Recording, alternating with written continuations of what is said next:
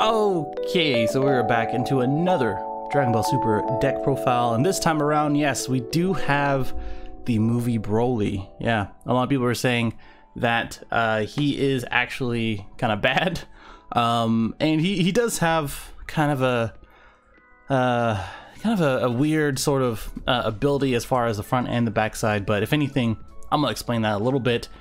This is the deck that I took one of my last locals, last Tuesday, the day after the last showing for the Broly movie. So a lot of it for the success, because I went 4-1, was because of the surprise factor. A lot of people didn't understand, didn't really expect the leader, and wasn't expecting it basically. Even then, after they understood it, it was just kind of hard to get around it, and what I was playing basically. So if anything, that's a very good point, or a very huge point to put it out.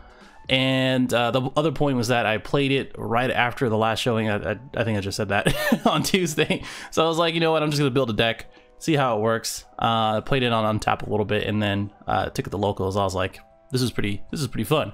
So yeah, that was fun. If I'm trying to commit some gameplay for every single deck profile going forward, but for this guy, I took a variant. I did two games against Joel in our last Friday night fights. I'll put a link in the description for that. It's literally one of the last videos that I did for the live stream. It's almost every Friday. If it's not, then you know it's probably gonna be the next Friday.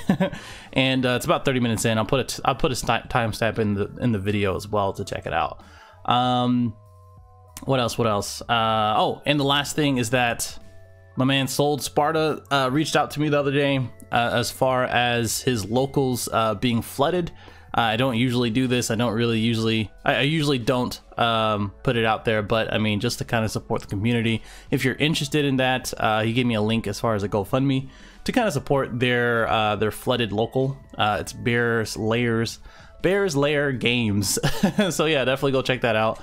You don't have to if you want to, and if you're in that local area and didn't know, then there you go.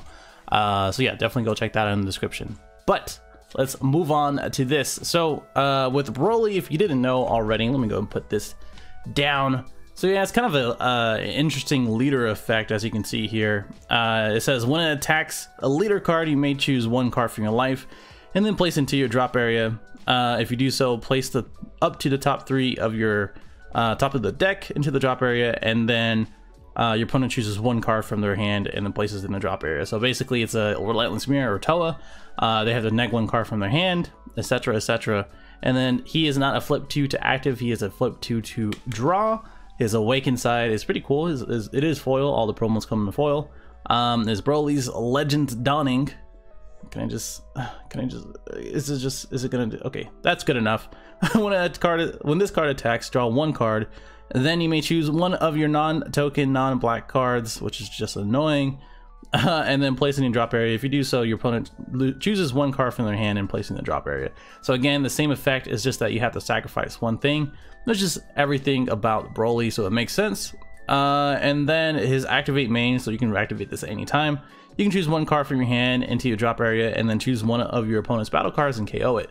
So it doesn't get around barrier, but it is actually kind of annoying because people don't really expect removal nowadays. And I think going into set 5, it's actually going to be a little bit more prominent, and this deck is actually, or this leader is actually going to get really good with all the 1-drops, and as well as that power burst Roshi that gets 1-drops back from your drop.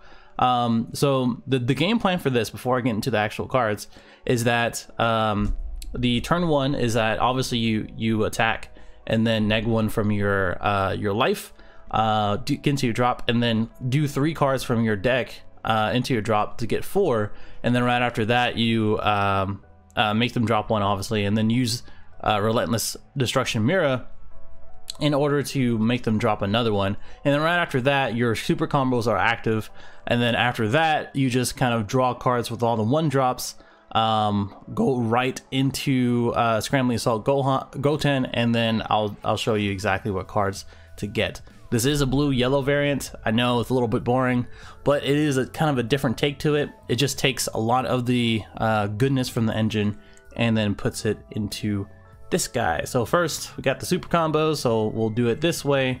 So that way I can get everything on the screen. You can kind of understand where everything is. Don't usually like this format or this version of it, but like I said, I kind of have limited space. You can see how you already know how small these winter mats are.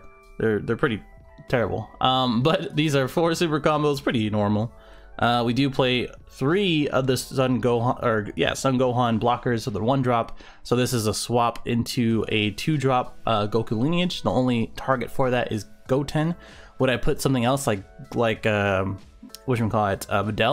Yeah, I would, maybe, because she always gets you to draw a card, and it pumps up a Goten if you have it on your field already, and it also is fodder for a sacrifice as far as his flip side, so that's always a thought. And he's also a blocker, so having any kind of blockers in your deck usually is pretty good. It's not a free blocker, but it is a 1-drop, so that's pretty cool. We have then Explorer Bulma. So if you didn't know what she does, I'll go ahead and zoom in. Oh, what she does is that when you play this card, you place up to 2 cards from your top of the deck. You don't have to if you don't want to, and then choose up to 2 of your energy and switch them to active mode and draw 1 card. So what I usually do is that anytime I have 3 energy, I play her. I just untap or tap 1 and then draw a card. And then depending on what my hand looks like, if I have a lot of overwhelm in my hand, or if I need more into my drop for the next turn, I go ahead and get 2 or 3 of them into my drop. So it's really up to you. And if you know that you're missing pieces and you don't want to mill anything, just don't do it and just take the draw. That's what I would say. So then we have for the Scrambling Assault Gotens. Obviously, I mean, it's pretty much the best 2-drop yellow, if not the 2-drop. Best 2-drop in the game right now, only because how much value it gives, and because of this card, this deck becomes consistent, and you can get everything that you need. So if you need a Flying Nimbus at that time, if you need a super combo at that time, if you need a mirror at that time, if you need to find a Champa at that time, this really helps you. I think that's pretty much it for all the yellow. No, it's not. Okay, let's go through the rest of the yellow first. So we have 1, 2, and I think I'm missing 2 Master Roshis. Oh, here it is. I was like, I'm gonna do this again. So 4 Master Roshis. The reason why you play him is because this is kind of a control slash hand control slash get all the value that you need on the flip side as much as possible. And what happens is that you use the Master Roshi right after on the flip side in order to use his effect, because you need 1 on the field, and as it stands in ruling, you need 1 on the field because it just says battle card. It does not say place 1 from your hand in order to do this effect. It says just battle card, and usually from the ruling, and you can correct me if I'm wrong, if it doesn't specify where it is and it just says battle card, you have to do it from your battle area. So it just implies that. So when you play this as a counter on the opponent's turn, and then right after, use his effect to make sure they neg 1, and that's it. So we have 2 bad ringing lasers and 1 crusher ball. I want to actually put 2 crusher balls because this actually helped me a lot in a couple matchups. That actually helped me against the blue-yellow matchup against SS3. Shout out to John. And if anything, I think that really helped me out. The crusher ball just in general is, I don't know, it just disrupts a lot of stuff. Like if someone's gonna be playing a 5-drop Beerus and they only have 5 energy, Super Saiyan 3 or not, you crusher ball that bad boy, and now that pretty much ended their play. So it just comes in handy, and when you do see it, you see it, and it's just really helpful. There's only 1, so like I said, 2 in a milling deck is probably best. So yeah, Battering Laser is there due to the mirror that we're playing, and because you're going through so many and because you're overwhelming so much, probably 1 or 2 times at least in the first 2 turns, it's going to help a lot to build up your warp, and then you go into the battering. Of course, we then play 4 Flying Nimbus. So 4 Flying Nimbus because it's pretty much the best negate that we can play, other than the other negate that we play, and it actually stops a lot. It helps you continue the next turn in order to keep it going and keep dropping their hand and go for game basically whenever you can. So pretty cool. And that's it for the yellow. So the next ones are the blue, which is of course for Sensu Bean, and the blue yellow. If you're not seeing these cards like Flying Nimbus and Sensu Bean, I would be probably questioning it as much as possible. But with Sensu Bean, it saved me a lot.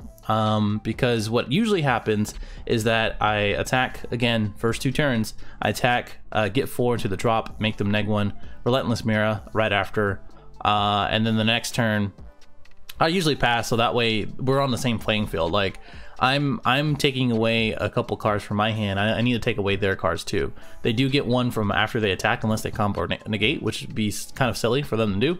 But that's usually what it is. And then right after the next turn, I do it again, and then depending on what's in my hand, I either use Scientist Fu or something else like Mass Saiyan, and then by that time, or the time after, because they usually attack, I usually awaken, draw 2, and then Sensu Bean is pretty much a godsend by then, because I'm going to be charging a blue sometime or another, and you only really need 1 blue in this. It's not that big of a deal for anything that you use. So that's how I see it. So that is choose one of your energy to switch it to 2, and then choose one of your cards that gains 5k for the turn. Everybody should know that, right?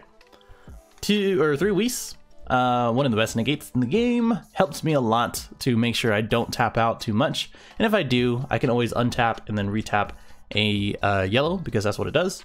And then use Flying Nimbus or a Master Roshi, because that is baller as it is. So the whole thing about this deck is to get low cost cards on field, and to have cards in your hand that you don't really need in order to proc his other effect off to KO something. And that usually helps with Majin Buu, because usually this is energy, but if not, I mean, at a desperate time, I can charge 2 blue and then charge a Majin Buu. It really depends on the matchup, and a lot of the time, when you try to control the game, it's going to be up to that. I mean, it's one of those things. But good for draw, good for dropping for KO, good for comboing in hand. A lot of, like I said, a lot of low cost cards. Same thing for Cronoa. I only play this because of my meta. I already knew that people, like, going forward, you should be mainboarding Cronoa. If not, always have it in the sideboard. Personally, for any deck, I would mainboard 2 of them. That's just me. I saw it enough, like, ironically enough, I didn't mill it. I saw it enough to actually be effective, and it's always a 1-cost draw card, just like a Buu. But for the flip side, because it's a non-black, annoying Bandai, why would you do that? And non-token, you can't use her for the sack effect, so pretty annoying. And then, just like I was saying, the mirrors, pretty self-explanatory what I was saying. It overrun for 3, and then they drop a card from hand.